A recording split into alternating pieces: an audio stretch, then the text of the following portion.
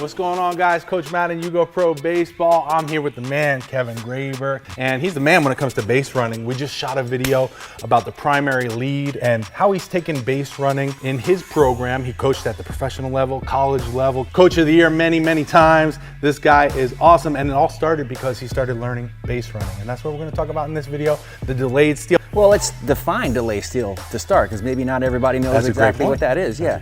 So in baseball, typically you take a primary lead, and that may be 10 feet, 12 feet, and then when the pitch is delivered to home plate, a typical secondary lead is 2 shuffles. You want that second shuffle to finish just before the ball hits the catcher's mitt. If you're still taking your secondary after the ball hits the catcher's mitt, a good catcher is going to backpick you. So a delay steal is different than a straight steal. On a straight steal, you take your primary lead, pitcher lifts his leg, and you take off on a dead sprint for second base. With a delay, instead of taking off on a dead sprint, when you read leg lift, you take 2 big shuffles. Shuffle, shuffle. The defense thinks it's a secondary lead. You're not setting off alarms. And then after the ball hits the catcher's mitt, we turn that second shuffle into a sprint for second base. Now, John, there are a lot of different reasons why you would look at a defense and say, oh, we might be able to delay against them. Number one might be, pitcher who's fast to the plate, because you might be like, oh, we can't straight steal because he's 1.1 to the plate. So we got to try something different. Or you might have a catcher with a really strong arm, like, oh, we can't steal on that guy, he's got a cannon, so we got to try something a little bit different. In our program, what we look at is the middle infielders. So after a pitch is thrown with a runner on first base, if we see that the opposing middle infielders are not covering second base, we're like, we can delay on those middle infielders. And so what we're thinking about is taking 2 long shuffles, as much ground as we can gain with those 2 shuffles, and then beat the middle infielders to the bag. But we've tried all different ways. We've tried 3 shuffles, we've tried fast shuffles, we've tried turning the second shuffle into a sprint. We've tried everything in the summer. I coach summer ball, so that's my lab. But in our program, what we've settled on is we're really specific about the technique. First of all, we gotta be out to a 12-foot lead, because we gotta be as close to second base as we possibly can be. And 12 is the maximum in our program that we can be out, but still dive back if the pitcher picks successfully. That's our safety zone. So we get our right foot shuffle, shuffle, and then creep out to 12 feet from the back corner of the bag, because that's my dive back lane. We read leg lift from the pitcher, and here's our shuffles. We call it foot to foot. That's our verbiage. If we're not clicking our feet together, we're not gaining enough ground. So it looks like this. Foot to foot, boom. So those 2 shuffles, they can't be too fast, because if those shuffles are too fast, we set off alarms with the defense. They're like, wait, what's going on? So they sort of have to be at a leisurely pace, so we're not alerting the defense. That second shuffle should finish just about a heartbeat after the ball hits the catcher's mitt, because at that point, he's catching it and presenting it quite often with his head down. The technique is important though, because what you'll see is you'll see guys who crouch down and get real stiff like this. And then when they do the 2 shuffles, they only gain this much ground. So we actually tell them, stand up, loosey-goosey, nice and relaxed. Kind of like a jumping jack almost. We want foot to foot, touch your foot to foot, gain as much ground as you can with those 2 leisurely shuffles. Second shuffle finishes after the ball hits the catcher's mitt, and then your mission is to beat the middle infielders to the bag. Here's what it looks like again. Oh. And we have a ton of success with delay steal. The question that comes to my mind off the bat, and I remember being in high school, I was a pitcher in my career, but in high school I was a position player. And I remember doing the delayed steal, and it was almost like counterintuitive. Like, you're trying to steal the bag, but you want to kind of slow it down. It's almost like you want to slow it down. One of the things that I always tried to remember was not to get too quick, and not just like you said, but also not to open up too early. When you're having your guys do it, are you having them do a secondary lead before they do a delay? Yeah, the main thing is we want those 2 shuffles to look like a delay.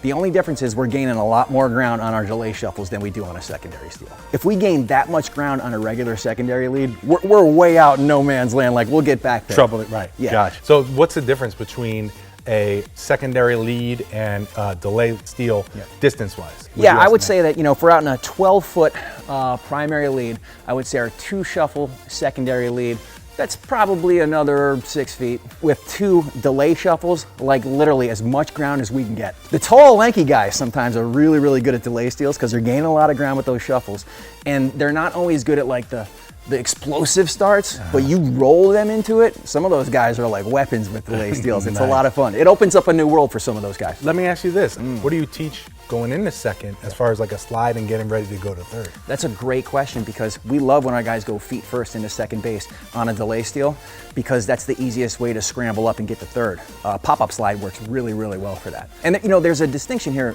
between doing this versus a right-handed pitcher versus against a left-handed pitcher. Okay. So against a left-handed pitcher, we're still out to a 12-foot lead, but we're really specific in our program how we teach what's called a one-way lead. And so a left-handed pitcher, when they come set on the rubber, they leg lift and they look at you or they look at home, and they can step and pick, or they can, you know, deliver toward home plate. The main thing is we want to delay steal, but we don't want to get picked. So our version of a one-way lead against a left-handed pitcher is when we read leg lift, we take our left hand and our left foot and we pick them up and we jab them back toward first base. And the reason we jab rather than lean, this is not athletic. It's really hard to get from here to redirect towards second base. This does two things. Number one, it makes me stacked and athletic. Feet under knees, under hips, under shoulders. The other thing, this creates the illusion that we're closer to first base than we actually are.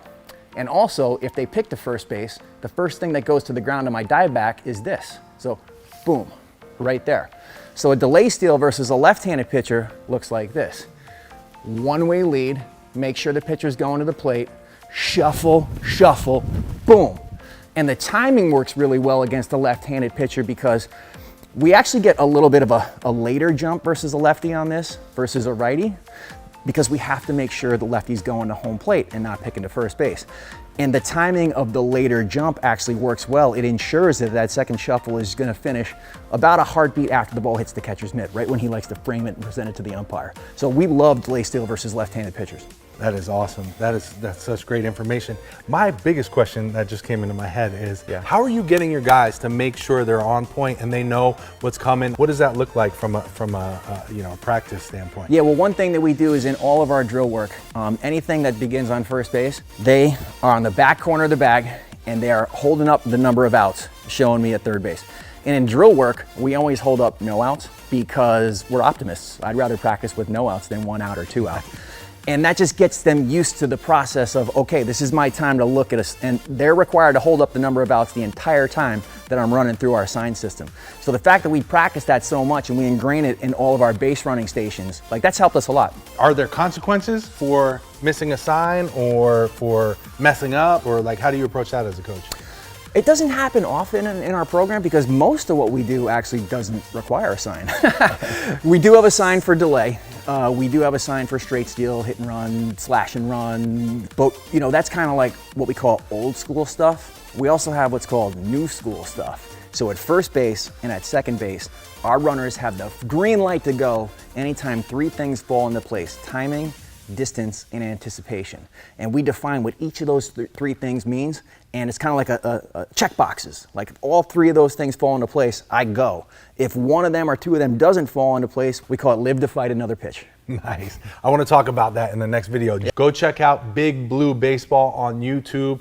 Coach Graber's going to post he's been posting a bunch of videos there. You can check them out. I'll leave the link down below. If you got any questions, comments, let me know down there. I'll try to answer the best I can. Thank you so much for watching. We'll see you guys in the next video.